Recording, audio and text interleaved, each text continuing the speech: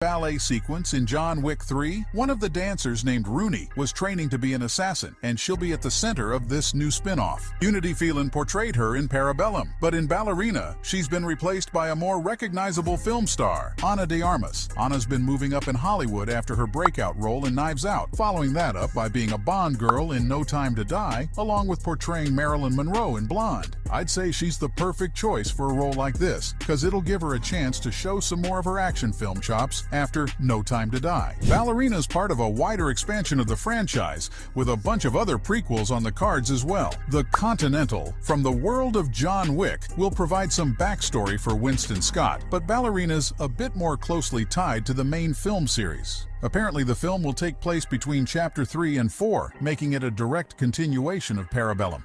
We caught a glimpse of the deadly dancer undergoing her training before, but in Ballerina, we'll get to see her lethal skills on full display. Now, the film's placement on the timeline leaves the door open for the one and only John Wick to appear too. In case you haven't heard, Baba Yaga died at the end of Chapter 4, which raises a few questions about the future of the franchise. Since Ballerina takes place before John Wick's untimely demise, fans started to wonder if he might turn up. Sure enough, Keanu Reeves confirmed he'll be in the film. Sure, it's not going to take his storyline any further, but it'll be interesting to see what he was up to between the third and fourth movies. He's not going to overshadow Ana de Armas either, because based on what Keanu said, it'll just be a small part. Still, Reeves went on the record to say how much he loved putting the iconic suit back on again, and according to him, Ballerina will reveal a missing piece of John Wick's backstory. Now, Keanu's return gives me a lot of hope for the film, but unfortunately, he didn't get the chance to work with his old pal, Chad Stahelski.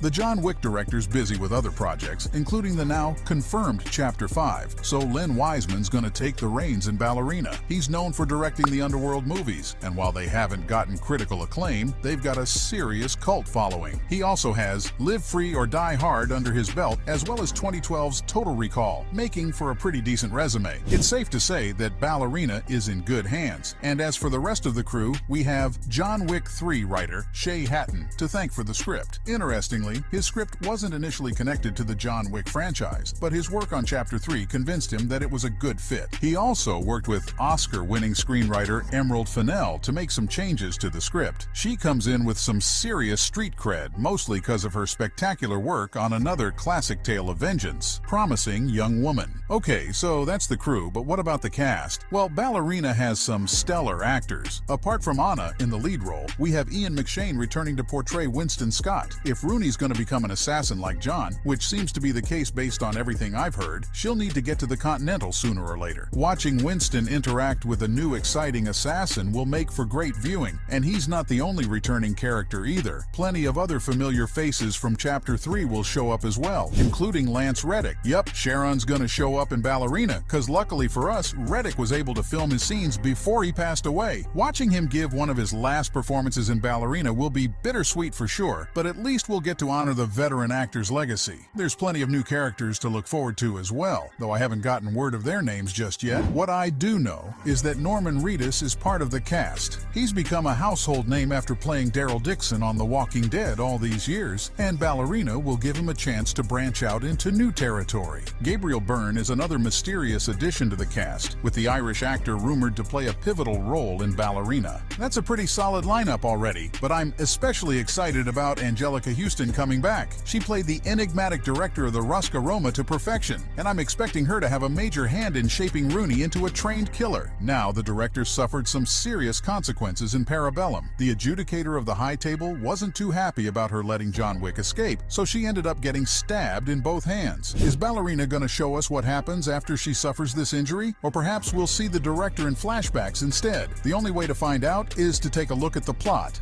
Now, fair warning, there's not much info out about Ballerina's storyline, but we do have some hints to work with. For starters, Keanu Reeves said that Rooney's father was tragically murdered when she was still young. She barely even remembers what happened except that a mysterious figure broke into her home and killed her dad. Oh, and her dad had a tattoo, by the way. And we all know what that means in the John Wick universe. The latest in ballistic chic. Appropriate for all formal occasions. Weddings, funerals, high-table duels. After all, a man has to look his best when it's time to get married. Or buried.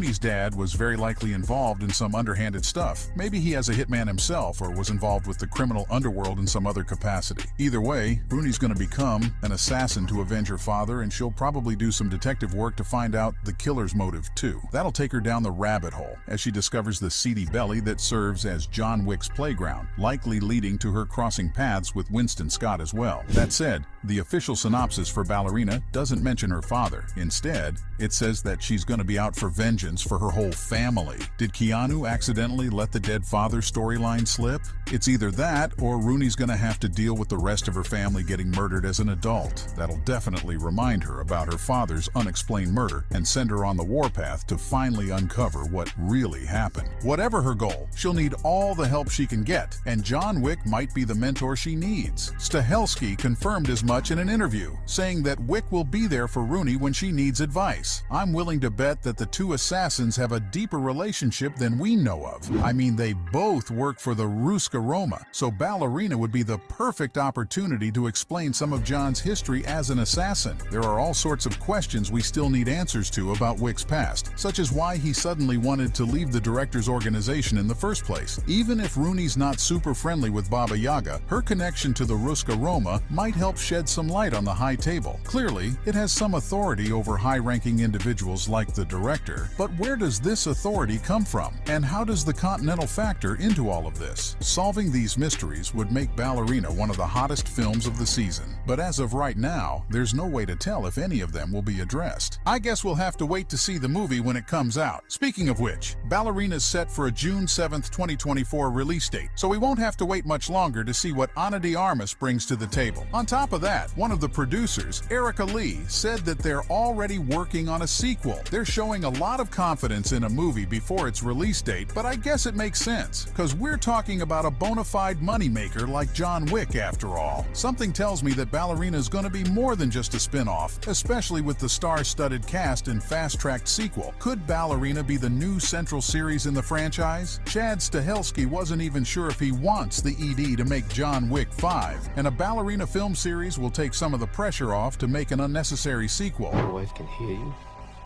No.